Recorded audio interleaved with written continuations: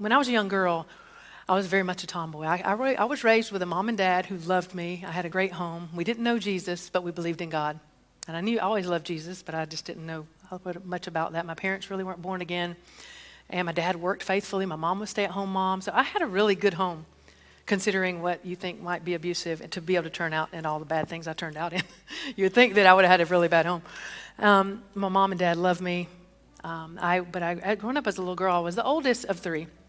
And I was very sensitive as a little girl, cried very easily, and somehow what I saw around me, God created husband and wife to get a picture of who God is. So our brokenness sort of turns on our children, unless we're born again and transformed, and even then it's difficult, right? You can try as hard as you want, and there's always going to be sin, brokenness hanging out. But for whole enough parents, it turns out pretty good. And our problem is we really sometimes don't deal with our own stuff. And then, my mom was like her mom. They were very stoic Southern women who said what they thought, spoke their mind, and, if it was truth, you should just say it. And as a little girl, and they're very critical, judgmental of people, so was her mama. Unless the Lord comes in, you just keep doing it. And so as a little girl, I think, I was so sensitive, and so I saw those words, and I was like, those words are hurtful. I'll start crying if somebody speaks them. So you begin to put up invisible walls to keep yourself protected, or you internalize all the things that are said into self-hatred. But I just put up walls that say, okay, I'm kind of going to defensively detach from the women here because their words are hurtful. And they're not meaning to hurt them. They never meant to hurt anybody. It's a lot about what we perceive as young children.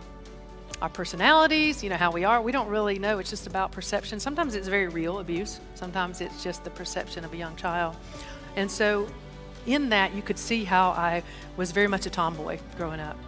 And there's nothing wrong with being a tomboy, but it was very indicative of how I felt on the inside. I was so not comfortable being a girl, with playing with dolls or anything. I got BB guns and footballs for Christmas, and I was super happy, and that was all fine. There's really nothing wrong with that, but it was really a picture of what I just wasn't connecting. And had I been raised today in the culture that says, hey, if you like doing that, you're probably transgender. You're probably really supposed to be a little boy. I guarantee you I would have said, sign me up. Because I loved wearing boy clothes because I could do that really well and I was comfortable. At 8 years old, they said I could be in the Brownies, and I found out you had to wear that little brown skirt, and I was like, no. And I didn't tell anybody why. Nobody knew why my 8-year-old little self didn't want to wear that skirt. I just wasn't comfortable. But when they said you could wear the brown pants, I was like, yes. So I got to be in the Brownies. But those are just things that go on, and you just don't know what's happening in your heart. So I go on. I'm a soccer player. I'm good at sports. I found my identity in playing really good sports. Nothing wrong with that either. At age 14, I was molested by a neighbor.